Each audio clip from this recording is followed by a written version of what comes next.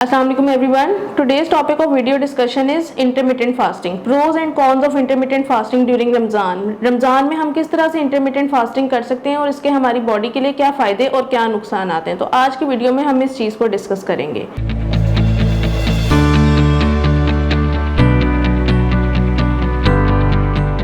अस्सलाम everyone, my name is Isha Zubair और मैं एक कंसल्टेंट न्यूट्रिशनिस्ट हूँ. मरहम.pk के प्लेटफॉर्म पे आप मेरी खिदमात हासिल कर सकते हैं. आज की वीडियो जो है that is basically pros and cons of intermittent fasting. Intermittent fasting basically होती क्या है, इसके क्या फ़ायदे क्या नुकसान हैं, ये हम आज की वीडियो में डिस्कस करेंगे. सबसे पहले तो आजकल एक ट्रेंड चला हुआ है कि इंटरमिटेंट फास्टिंग, जी आप भी इंटरमिटेंट फास्टिंग कर लें, हम भी इंटरमिटेंट फास्टिंग कर लें. मेरे पास बहुत ज़्यादा ऐसे लोग आते हैं जो कहते हैं जी मैम ये बहुत ज़्यादा ट्रेंड में चल रहा है, तो हम इसको किस तरह से अपनी बॉडी के लिए इंप्लीमेंट कर सकते हैं. सबसे पहले तो इंटरमिटेंट फास्टिंग होती क्या है. Intermittent fasting is basically specific eating pattern जिसमें आप जो है वो मैक्सिमम आवर्स के लिए, जैसे 24 आवर्स होते हैं एक दिन में, तो आप 16 आवर्स के लिए फास्टिंग करते हैं. आप कुछ नहीं खाते, कोई सॉलिड इंटेक नहीं लेते और बाकी रिमेनिंग जो 8 आवर्स होते हैं उसमें आप अपनी ईटिंग विंडो मतलब आप कुछ खा लेते हैं. तो इसको जो है हम इसके क्या फ़ायदे और क्या नुकसान हैं हम आज की वीडियो में देखेंगे. इंटरमिटेंट फास्टिंग की कुछ टाइप्स होती हैं. कुछ लोग 16 आवर्स 8 आवर्स वाली फॉलो करते हैं, कुछ लोग 8 आवर्स वाली करते हैं, कुछ लोग 3 दिन खाते हैं वीक में, 4 दिन जो है वो ऑन एंड ऑफ खाते भी हैं और डाइट भी करते हैं. तो इस तरह से इसकी कुछ टाइप्स हैं. अब कौन से लोग जो हैं कॉमनली इसको आजकल फॉलो करते हैं, उसमें टीन्स आ जाते हैं, सेलिब्रिटी से इन्फ्लुएंस लोग आ जाते हैं, कुछ प्री डायबिटिक आ जाते हैं, जो लोग वेट लॉस करना चाह रहे हो वो लोग आ जाते हैं. तो ये कुछ लोग हैं जो इंटरमिटेंट फास्टिंग करते हैं. अब हम देख लेते हैं कि इंटरमिटेंट फास्टिंग के क्या फ़ायदे और क्या नुकसान हैं. सबसे पहला फ़ायदा जो होता है वो वेट लॉस होता है. जब आप इंटरमिटेंटली फास्ट कर रहे होते हैं तो आपकी बॉडी में कोई इंटेक सच नहीं जा रही होती, जिससे क्या होता है आपकी बॉडी ऑटोफेगी पे चली जाती है. आपकी बॉडी अपने ही फैट को जो है वो ब्रेक डाउन कर लेती है, जिससे जो होता है वो रैपिड वेट लॉस होता है और आपका मेटाबॉलिक रेट भी हाई होता है. इसके अलावा इंसुलिन का लेवल कम हो जाता है. जाहिर है जब बॉडी में ग्लूकोज नहीं जा रहा तो इंसुलिन कहाँ से जो है वो प्रोड्यूस होगी. ह्यूमन ग्रोथ हार्मोन का लेवल जो है वो ज़्यादा हो जाता है. नॉर एड्रीनालिन एक और हमारे पास हार्मोन होता है, उसका लेवल ज़्यादा हो जाता है, जिससे आपका मेटाबॉलिक रेट फर्दर फास्ट होता है और आपका जो है वो वेट लॉस रैपिडली होना शुरू हो जाता है.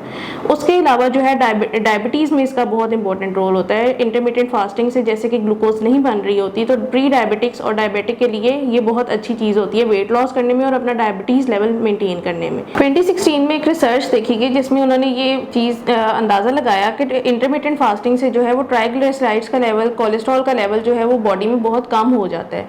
इसके अलावा एक ब्रेन का हार्मोन होता है, ब्रेन डिराइव्ड न्यूरोट्रॉफिक फैक्टर, जिसका लेवल जो है वो बॉडी में ज़्यादा हो जाता है और अगर इसका लेवल कम हो जाए तो डिप्रेशन और एंग्जाइटी के सिम्टम्स होते हैं. उसके अलावा आर्थराइटिस में, एस्थमा में, मल्टीपल स्क्लेरोसिस में जो है वो इंटरमिटेंट फास्टिंग का एक पॉजिटिव इम्पैक्ट होता है. अब फर्दर हम देखते हैं कि इंटरमिटेंट फास्टिंग के क्या नुकसान हो सकते हैं, कौन सी ऐसी नुकसान होते हैं बॉडी के लिए जो इंटरमिटेंट फास्टिंग जब हम करते हैं तो वो हमारी बॉडी पे काफ़ी एविडेंट होते हैं. सबसे पहले माइग्रेन. लोगों को भूख की वजह से जो है वो हेडेक, माइग्रेन होना शुरू हो जाती है. इंसोम्निया, नींद नहीं आती रात को, क्योंकि वो भूखे रह रहे होते हैं तो उनको ऑब्वियसली एक आदत पड़ी होती है कुछ खा के सोने की, तो उनको नींद नहीं आ रही होती. लो ब्लड शुगर, डायबिटिक्स में नॉर्मली ये रिपोर्ट किया जाता है. इसके अलावा जो है प्रेग्नेंट लेडीज़ में जो है वो इंटरमिटेंट फास्टिंग के पॉजिटिव इम्पैक्ट्स नहीं आए. फिर वो अपनी पुरानी ईटिंग हैबिट्स की तरफ रिलैप्स कर जाते हैं. बिंज ईटिंग बहुत कॉमन है, ज़्यादा खाएंगे. अब फर्दर ये क्वेश्चन आ जाता है कि हम लोग प्रोज एंड कॉन्स को देखते हुए रमज़ान में किस तरह से इंटरमिटेंट फास्टिंग को इम्प्लीमेंट कर सकते हैं कि हमारा वेट और हमारी हेल्थ जो है वो मेंटेन रहे. तो रमज़ान में हम लोग देखते हैं कि रोज़ा जो हमारा होता है वो ऑलरेडी 15 to 16 आवर्स की फास्टिंग होती है. जब अफ्तारी होती है तो लोग क्या करते हैं कि एकदम से बिंज ईटिंग की तरफ चले जाते हैं, एकदम से बहुत ज़्यादा खा लेते हैं, जिसकी वजह से जो है उनका फैट गेन स्टार्ट हो जाता है.